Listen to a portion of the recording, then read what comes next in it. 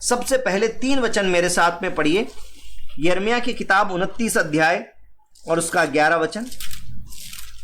Jeremiah 29 and verse 11 and 12। क्योंकि यहोवा की ये वाणी है कि जो कल्पनाएं मैं तुम्हारे विषय करता हूँ तुम्हारे विषय में करता हूँ उन्हें मैं जानता हूँ वे हानि की नहीं है वरन कुशल की है और अंत में तुम्हारी आशा पूरी करूंगा। जो कल्पनाएं मैं तेरे विषय में करता हूं, जो परमेश्वर से प्रेम करता है, जिसने यीशु मसीह पर विश्वास किया है, मेरा वो हर एक भाई बहन जो आज मेरी बात सुन रहा है, परमेश्वर के वचन को इसी प्रकार से अपना नाम लगा के पढ़ ले कि परमेश्वर की ये वाणी है कि मेरे प्रिय बेटे, मेरी बेटी, जो कल्पनाएं मैं तुम्हारे विषय में करता हूं उन्हें मैं जानता हूं, वो हानि की नहीं वरन कुशल की हैं और अंत में तुम्हारी आशा पूरी करूंगा। परमेश्वर बिल्कुल साफ साफ कहता है कि हमारे बारे में परमेश्वर की योजनाएं भलाई की हैं और परमेश्वर अपनी योजनाओं को हमारे जीवन में जरूर पूरा करेगा। यूहन्ना की किताब 10 उसका 10। पुराने नियम से हमने पढ़ा यिर्मयाह की किताब, नए नियम के अंदर यूहन्ना की किताब 10 अध्याय उसका 10 वचन पढ़े। चोर किसी और काम के लिए नहीं परंतु केवल चोरी करने और घात करने और नष्ट करने को आता है। आगे पढ़ें प्रांजल। मैं इसलिए आया, बाकी की बात तो जो है वो तो प्रभु एक बात समझा रहे थे, वो जरूरी है, परंतु यीशु मसीह इस दुनिया में क्यों आया इस बात को हम समझ रहे हैं कि मैं इसलिए आया कि वे जीवन पाएं और बहुतायत से पाएं। क्या लिखा है परमेश्वर के वचन में? परमेश्वर हमारे लिए इस दुनिया में यीशु मसीह क्यों आया? कि हम जीवन पाएं और बहुतायत से पाएं। और पहला यूहन्ना उसका 5 अध्याय उसका 14 और 15 वचन भी पढ़ ले, उसके बाद मैं अपनी बात बोलना शुरू करता हूं। और हमें उसके सामने जो हियाव होता है वो ये है कि यदि हम उसकी इच्छा के अनुसार कुछ मांगते हैं तो वो हमारी सुनता है। और 15 वचन में लिखा है कि जब हम जानते हैं कि जो कुछ हम मांगते वो हमारी सुनता है, तो ये भी जानते हैं कि जो कुछ हमने उससे मांगा वो पाया है। मेरे भाई और बहनों, प्रार्थना आप और मैं हम लोग निरंतर करते आ रहे हैं, सही ना? हम लोग जब से विश्वासी हुए हैं तब से हम प्रार्थना करते हैं। प्रार्थना का मतलब क्या होता है? परमेश्वर से बातें करना, परमेश्वर को अपनी दिल की बात कहना, परमेश्वर के सामने अपने आंसू बहाना, परमेश्वर के सामने अपने दुख को प्रकट करना, परमेश्वर के सामने अपनी कमी घटी को बता देना, परमेश्वर का धन्यवाद करना, परमेश्वर से कुछ मांगना, ये सारी बातें जो है ये प्रार्थना का भाग है। ये बात सच है, हम लोग करते आए। लेकिन हम अभी तक प्रार्थनाएं कैसे करते हैं? हम कैसे परमेश्वर से मांगते हैं? हम परमेश्वर से इस प्रकार से मांगते हैं कि प्रभु मेरे पेट में दर्द है, मेरा पेट दर्द ठीक कर दो, यीशु के लहू को लगाता हूं, प्रभु मुझे चंगा कर दो। फिर प्रभु से चंगाई मिल जाती है, क्योंकि परमेश्वर प्रार्थनाओं को सुनने वाला परमेश्वर है। प्रभु नौकरी नहीं है, नौकरी मिल जाए, फिर नौकरी मिल जाती है। फिर हम प्रार्थना करते हैं, प्रभु जी बेटा हो जाए तो बेटा हो जाता है। संतान नहीं है, संतान हो जाए तो संतान हो जाती है। दुष्ट आत्मा है प्रभु, दुष्ट आत्मा निकल जाए तो दुष्ट आत्मा निकल जाती है। बहुत सारी बातों के लिए हम प्रार्थना करते हैं, प्रभु उत्तर देते हैं, परमेश्वर का धन्यवाद हो। लेकिन ये कैसी प्रार्थना है मैं आपको बताऊं, ये प्रेजेंट की प्रार्थना है। हम अपने पास्ट से जुड़े रहते हैं और हम अपने प्रेजेंट में देखते रहते हैं, परंतु हम अपने आगे नहीं देख पाते। मैंने इस बात के ऊपर मनन किया कि एलोपैथी और होम्योपैथी में एक डिफरेंस है। एलोपैथी जो है डायरेक्टली सिम्टम्स को ट्रीट करती है। पेट में दर्द हो रहा है तो पेट दर्द की गोली ले लो, सर में दर्द हो रहा है सर दर्द की गोली ले लो, और मसल पेन हो गया मसल की ले लो। यानी कि जो तकलीफ हो गई है उस तकलीफ की दवा ले लो, वो दवा से वो तकलीफ दूर हो जाएगी और फिर आप अपनी नॉर्मल लाइफ जीते रहेंगे। लेकिन असल में वो जो तकलीफ आपको पेट में जो दर्द हो रहा है उसके पीछे कारण कुछ है। उस कारण को हम ठीक नहीं कर रहे, लेकिन हम अपने उस पेट दर्द को ठीक करें। तो आज ठीक हो गया, कल खाना खाने के बाद फिर पेट दर्द हो जाता है ना? ठीक हो? इसलिए हमें क्या करने की जरूरत होती है, हमें उस रूट पे जाने की जरूरत है कि वो रूट खत्म हो जाए। होम्योपैथी इस तरीके से काम करती है कि होम्योपैथी आपके जो एक्चुअल सिम्टम्स हैं उनको जल्दी से ट्रीट भले ही ना करे, लेकिन उसकी जड़ के ऊपर प्रहार करती है कि ताकि वो जड़ से वो चीज खत्म हो जाएगी तो आगे के लिए आपको वो बीमारी नहीं होगी। और इसलिए जो गंभीर बीमारियां हैं उनके अंदर लोग होम्योपैथी का ट्रीटमेंट सजेस्ट करते हैं, और जो तुरंत प्रभाव से आपको कुछ हल चाहिए तो हम एलोपैथी नॉर्मली लेते हैं। मैं आपको बताना चाहता हूं, हमने अपना विश्वास अब तक जो रखा हुआ है वो एलोपैथी विश्वास रखा हुआ है। एलोपैथी विश्वास कैसा ही है, आज जो प्रॉब्लम है इसके लिए प्रार्थना करो, इस प्रॉब्लम का सॉल्यूशन करो, बात खत्म। लेकिन हम फॉरवर्ड लुकिंग फेथ नहीं रखते। विश्वास जो है वो फॉरवर्ड लुकिंग होना चाहिए, क्योंकि प्रेजेंट के अंदर जो हमको दिख रहा है उसमें विश्वास करना ये एक सामान्य बात कह सकता हूं कि यह एक प्रिलिमिनरी लेवल का फेथ है, यह एक छोटे लेवल का फेथ है। जो दिख रहा है इस प्रॉब्लम के लिए प्रार्थना करें तो यह प्रिलिमिनरी फेथ है, और इस प्रार्थना के द्वारा भी हमें उत्तर मिलता है। हमें यह अधिकार परमेश्वर ने दिया, विश्वास करने वालों के चिन्ह होंगे, बीमारों पर हाथ रखेंगे बीमार चंगे हो जाएंगे, यह परमेश्वर का वचन हमें बताता है। लेकिन आज मैं आपको बताना चाहता हूं कि सिर्फ जरूरतों को पूरी होने के लिए प्रार्थना जो करते हैं, जो तुरंत छुटकारे की हम जो प्रार्थना करते हैं, आप इससे आगे बढ़ सकते हैं। कहने का मतलब क्या है, जैसे मान लीजिए पेट में दर्द हो रहा है, हम पेट दर्द के लिए प्रार्थना कर रहे हैं, इसके बजाय या ये जो प्रार्थना है, मैं ये नहीं कर रहा कि ये बंद कर देने, लेकिन इससे भी बढ़कर क्या अपनी आत्मा की आंखों से, अपने विश्वास की आंखों से जिस व्यक्ति के लिए आप पेट दर्द की प्रार्थना कर रहे हैं, क्या उसको विश्वास की आंखों से भला चंगा देख सकते हैं? उसको विश्वास की आंखों से भला चंगा देखना कि वो बिस्तर पे पड़ा ना रहे अपने पेट दर्द के कारण, बल्कि वो अपने दौड़ लगा रहा है, खेल रहा है, कूद रहा है, उसको पेट दर्द है ही नहीं, उसको किसी भी प्रकार की शारीरिक कोई व्याधि है ही नहीं, दुख तकलीफ है ही नहीं। उस विश्वास के विजन को क्या आप देखने के लिए तैयार हैं? क्या उस चीज को देखने तैयार है? नौकरी नहीं है, नौकरी नहीं है, नौकरी नहीं है, नौकरी की प्रार्थना करो, नौकरी प्रार्थना करो। इसके बजाय क्या हम उस लेवल का फेथ अपने अंदर डेवलप करने के लिए तैयार हैं कि जिस दिन मेरे पास नौकरी होगी और अपनी गाड़ी में बैठ के मैं नौकरी करने जा रहा होऊंगा और वहां पर मेरे पास में एक अच्छी सैलरी आ रही होगी और मैं खुशहाल जीवन, जो सांसारिक रूप से खुशहाल जीवन जी रहा हूंगा, मैं उस चीज का दर्शन लेके क्या प्रार्थना कर सकता हूं? क्या सिर्फ आज की जो परिस्थिति के लिए प्रार्थना करना ये छोटा फेथ है?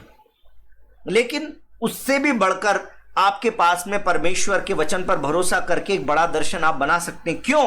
क्योंकि परमेश्वर कहता है कि जब तुम आओगे मुझसे प्रार्थना करोगे तो मैं तुम्हारी सुनूंगा, मेरी कल्पनाएं तुम्हारे लिए अच्छी हैं, मेरी योजनाएं अच्छी हैं, मैं तुम्हारे लिए बड़ी बड़ी बातें सोचता हूं, मैं तुम्हारी आशा को पूरी कर दूंगा। हमारी आशा कौन सी है? बस ये पेट का दर्द ठीक हो जाए, बस ये एग्जाम में मैं पास हो जाऊं।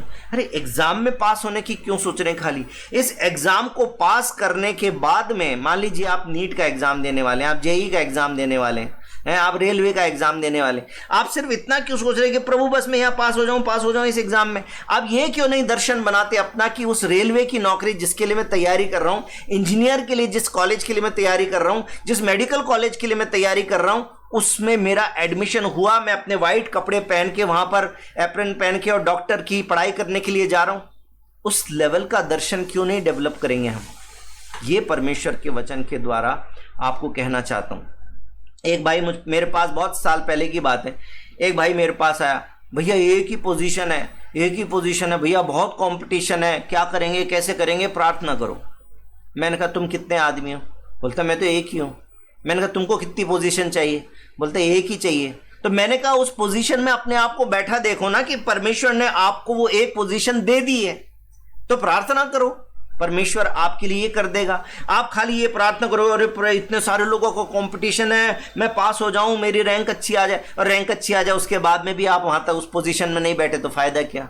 अधूरी प्रार्थना क्यों कर रहे हो? इच्छा तो ये है ना कि वो पोजीशन आपको मिल जाए। प्रार्थना वहां के लिए करो ना, अपना विश्वास वहां तक के लिए डेवलप करो। ये परमेश्वर के वचन के अनुसार आपसे कहना चाहता हूं। पहला यूहन्ना 5 उसका 14-15 में हमें हियाव होना चाहिए कि हम जो परमेश्वर से मांगते हैं परमेश्वर सुनता है, और जो परमेश्वर सुनता है वो हमको देता है, और जो हमने मांग लिया वो हमने पा लिया है। प्रभु का वचन कहता है जब तुम मांगते हो तो प्रतीति कर लो, विश्वास कर लो कि तुम्हें मिल गया तो तुम्हारे लिए हो जाएगा। मैं आज आपके साथ में इसी बात को आगे बढ़ाना चाहता हूं। प्रेरितों के काम 2 अध्याय 17 वचन। परमेश्वर कहता है परमेश्वर कहता है कि अंत के दिनों में कि ऐसा अंत होगा के दिनों में ऐसा होगा। हम कौन से दिनों में जीवन बिता रहे? अंत के दिनों में। परमेश्वर का वचन कहता है कि अंत के दिनों में ऐसा होगा कि मैं अपना आत्मा मनुष्यों पे सब मनुष्यों पर उड़े लूंगा और तुम्हारे बेटे और तुम्हारी बेटियां भविष्यवाणी करेंगी और तुम्हारे जवान दर्शन देखेंगे और तुम्हारे पुराने स्वप्न देखेंगे। देखिए, यहां पर मैं इस वचन को आगे बढ़ाने से पहले कॉशन कर दूं कि इसका मतलब ये नहीं है कि बहुत सारे, मैं कई भाई बहनों को देखता हूं, उस सपनों के ऊपर बहुत ज्यादा जोर, भैया ये सपना आ गया, भैया वो सपना आ गया, बेटी को सपना आ गया, मुझको सपना आ गया, मेरे पड़ोसी को सपना आ गया। सपने के ऊपर बहुत ज्यादा जोर डालते हैं। ये उस सपने की बात नहीं हो रही है जो नॉर्मली हम देखते रहते हैं कई बार, क्योंकि वो सपनों के पीछे कई कारण हो सकते हैं। सपने इसलिए हो सकते हैं कि दिन भर में या जिन परिस्थितियों के कारण आप डरे हुए हैं तो रात के समय वो सपना आपको आ जाए ऐसा हो सकता है। या फिर जिस चीज की आपके अंदर बड़ी जिज्ञासा है, आप सोच रहे हैं कल रिजल्ट आएगा, तो आज आपको रात में सपना आ गया रिजल्ट आने का। ये हमारा सबकॉन्शियस माइंड जो है वो कॉन्शियस माइंड को रीड करता रहता है। सबकॉन्शियस का मतलब है हमारा अंतर्मन जो है वो हमारे दिमाग को रीड करता रहता है, और जब हमारा ये दिमाग सो जाता है तो उस समय वो सबकॉन्शियस जो है वो उसके हिसाब से कुछ कहानी बुनता है और सपने आ जाते हैं। इन सपनों की बात नहीं हो रही है। इन सपनों पे बहुत ज़्यादा दिमाग लगाने की ज़रूरत नहीं है। इसका मतलब क्या है, ये आ गया वो आ गया, उनकी ज़रूरत नहीं। हाँ, लेकिन अगर सपना बार बार में रिपीट हो रहा है, परमेश्वर एक ही सपना आपको बार बार में दिखा रहा है, आप उसके बारे में सोच भी नहीं रहे थे, आपके अंदर उस प्रकार का कोई डर भी नहीं है, कोई उत्सुकता भी नहीं है, कोई जिज्ञासा भी नहीं है, परंतु वो सपना आ रहा है और बार बार आ रहा है, तो ज़रूर हमें उस सपने का अर्थ सोचने की ज़रूरत है कि प्रभु अपने भाषा में हमसे कुछ बात कर रहा है, पवित्र आत्मा अपनी भाषा में हमसे कुछ बात करना चाह रहा है, हमसे कुछ कहना चाह रहा है ना। उस समय पुराने नियम, अब नए नियम में आप पढ़ते हैं, जब प्रभु यीशु मसीह का जन्म हुआ तो यूसुफ को परमेश्वर दर्शन में, सपने में बात बोल देता था, अरे तुम चले जाओ, मिस्र देश को चले जाओ, अब तुम वहां से वापस आ जाओ। ये सारी बातें परमेश्वर कर लेता था। कई बार परमेश्वर स्वप्नों के द्वारा हमसे बातें करते हैं। लेकिन एक बात कहना चाहता हूं कि ये जो स्वप्न और दर्शन है ये पवित्र आत्मा की एक लैंग्वेज है, और उन सपनों की बात नहीं हो रही है जो हम अपनी नींदों में देख लेते हैं, बल्कि उन सपनों की या उन दर्शनों की जो विश्वास के द्वारा परमेश्वर की इच्छा को जानकर और फिर हम अपने अंदर डेवलप करते हैं। हमारे अंदर एक आग सी लग जाती। हमारे बीच में कोई तो जवान ऐसा भी होगा जिसको पापा ने कहा तुम अच्छी परसेंटेज ले आओ, 85% से ऊपर ले आओगे तुमको मोटरसाइकिल दिलाएंगे। फिर उसकी आंखों में एक सपना बुनने लग जाता है, वो मेहनत करता है, परंतु साथ साथ में बैकग्राउंड में एक सपना चलता है, एक मोटरसाइकिल होएगी मेरे पास में, मैं ऐसे चलाऊंगा, मैं वैसे चलाऊंगा, मेरे को लोग कितना अप्रिशिएट करेंगे, मेरे दोस्तों के साथ घूमने जाऊंगा। वो मोटरसाइकिल उसके सपना बन जाता है, वो दर्शन बन जाता है। पर उस दर्शन के पीछे कारण है कि पापा ने प्रॉमिस किया था कि अच्छा रिजल्ट लाओगे तो मोटरसाइकिल दिलाऊंगा। मैं उस दर्शन की बात कर रहा हूं जो जागते हुए हमारी आत्मा में, वो जो परमेश्वर के वचन के अनुसार, परमेश्वर की इच्छा को जानने के अनुसार, क्योंकि परमेश्वर ने कहा ना मांगो तो तुम्हें दिया जाएगा, परमेश्वर ने कहा ना कि मेरे नाम से जो भी कुछ तुम मांगोगे तो मैं तुम्हारे लिए करूंगा। तो आप जानते हैं कि परमेश्वर की योजना आपके लिए अच्छी है, इसलिए परमेश्वर की योजनाओं में रहते हुए जब आप किसी दर्शन को अपने अंदर बुनने लगते हैं तो फिर वो दर्शन जिसके लिए आपके अंदर एक ज्वलंत इच्छा आ जाती है, सोते जागते हर समय आपके अंदर वो बात चलती है, तब फिर जब उसके लिए आप प्रार्थना करते हैं, वो प्रार्थना परमेश्वर हमको देते हैं, उसका उत्तर हमको देते हैं। उस दर्शन को आप बड़ा कर सकते हैं। सही बात है ना। छोटा फेथ नहीं रखना, अपने दर्शन को बड़ा करना है, अपनी आत्मा की आंखों से उन बातों को देखना है। देखने की एक बहुत बड़ी इंपॉर्टेंस है। कुछ वचन मैं आपके साथ बोलूंगा, जल्दी आप चाहें तो अपनी डायरी में भी नोट करिएगा। छोटी छोटी बात बताता जाऊंगा कि देखने की इंपॉर्टेंस कितनी ज्यादा है। सबसे पहले उत्पत्ति की किताब में आप देखने का प्रभाव जानते हैं। उत्पत्ति की किताब के अंदर शैतान को मालूम था कि देखने की क्या वैल्यू है, इसलिए शैतान ने हव्वा को क्या बोला, अरे परमेश्वर ने तुमको फल खाने के लिए मना कर दिया है क्या, तुम इस बगीचे का कोई फल नहीं खा सकते क्या। उसने बोला नहीं खा सकते। 3 अध्याय और उसका 6 वचन वहां पर लिखा है, अतः जब स्त्री ने देखा स्त्री ने देखा। शैतान को मालूम था कि एक बार इसके मन में बात डाल दो कि उस फ्रूट की तरफ में ललचाई नजरों से देखने लग जाए, एक विजन अपनी आंखों में बनाने लग जाए, इसको खाऊंगी तो परमेश्वर के जैसी हो जाऊंगी। शैतान ने अपना विजन उस हव्वा में डाल दिया।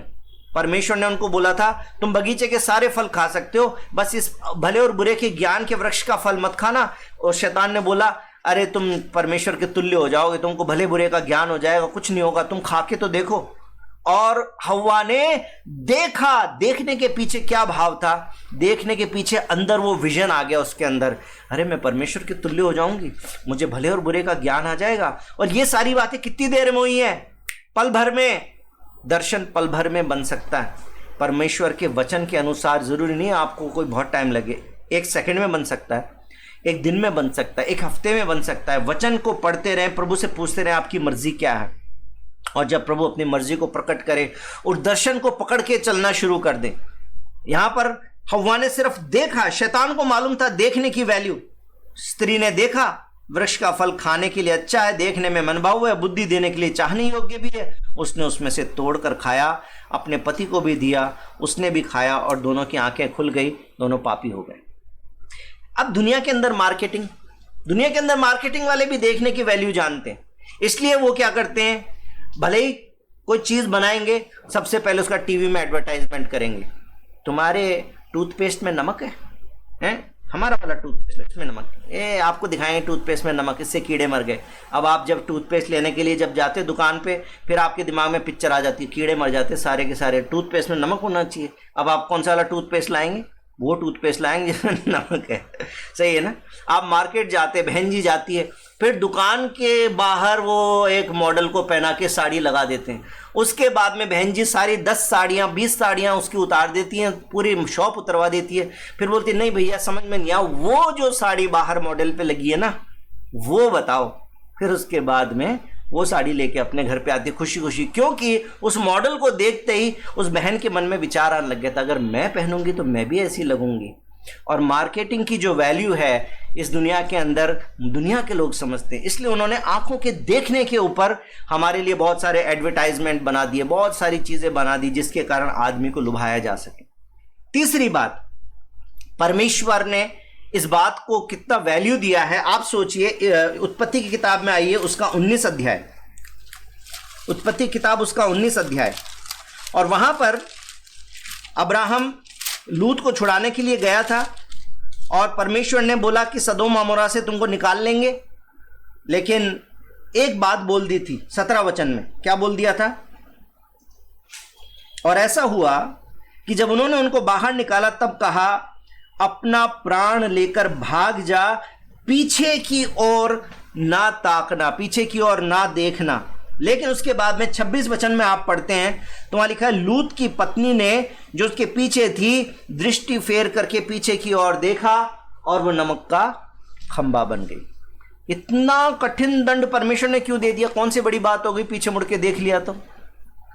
परमेश्वर की अनाज्ञाकारिता कर दी। परमेश्वर ने अपने स्वर्गदूतों के द्वारा यह वचन बोला था कि पीछे मुड़ के नहीं देखना, परंतु पीछे मुड़ के देखने का अर्थ है उस पुराने जीवन का लोभ, उस पुराने जीवन का लालच। वहां पर मैंने क्या क्या प्रॉपर्टी बना रखी थी, अरे वहां पर मेरा सब कुछ छूट गया। उन पुरानी बातों के ऊपर जब उसने दृष्टि की, उस पाप की नगरी की तरफ में रहने की उसके मन में था कि अगर उधर रहते तो कम से कम मेरा सोना बच जाता, मेरा चांदी बच जाता, मेरे भेड़ बकरी बच जाते। इसलिए उसके आंखों के देखने में जो अंदर का विजन था वो बदल गया, इसलिए परमेश्वर ने उसको तुरंत दंड दिया, वो नमक का खंबा बन गई।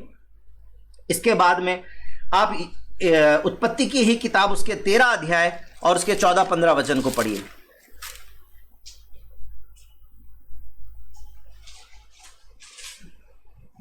जब लूत अब्राहम से अलग हो गया, जब लूत अब्राहम से अलग हो गया तब उसके पश्चात यहोवा ने अब्राम से कहा, यहोवा ने अब्राम से कहा आँख उठाकर देख।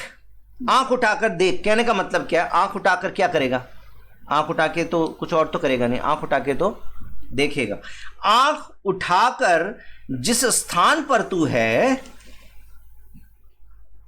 वहां से उत्तर दक्षिण पूरब पश्चिम चारों ओर दृष्टि कर, क्योंकि जितनी भूमि तुझे दिखाई देती है मैं सब मैं तुझे और तेरे वंश को युग युग के लिए दूंगा।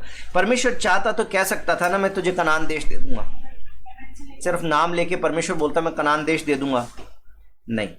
लेकिन परमेश्वर ने प्रिंसिपल को यूज किया, प्रिंसिपल दिखाया कि तू इस चारों तरफ में देख। अब देखने के बाद में अभी वो अब्राहम की नहीं है वो जमीन, लेकिन अब अब्राहम के अंदर एक दर्शन पैदा हो गया। परमेश्वर ने कहा है ये सब जितना भी एरिया मुझे दिखाई दे रहा है ये सब परमेश्वर मुझे देगा।